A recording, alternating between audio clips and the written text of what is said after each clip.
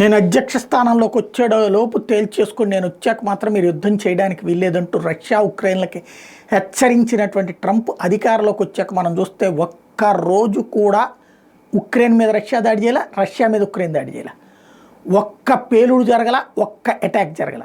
అంటే రెండు దేశాలు సంయమనం పాటిస్తున్నాయి ట్రంప్ అంటే భయంతో. ఇదే సందర్భంలో ఈ యుద్ధానికి ముగింపు కావాలంటే రష్యా కోరుకునేది ఏంటి? తను ఆక్రమించుకున్న డొనెట్స్క్, లుహాన్స్క్, జపోరిజియా, ఖెర్సన్ ప్రాంతాల్లో 80-90% తనకే వదిలేస్తే యుద్ధ విరమణ అంటుంది.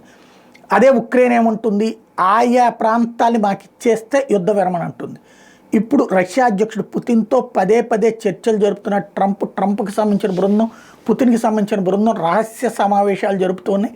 ఇది వైట్ హౌస్ అనధికారికంగా లీక్ చేసినటువంటి సమాచారం. అతి త్వరలో యుద్ధ విరమణకి సంబంధించినటువంటి పెద్ద ఒపీనియన్ లేకపోతే పెద్ద స్టేట్మెంట్ వచ్చే అవకాశం ఉందని భావిస్తున్నారు.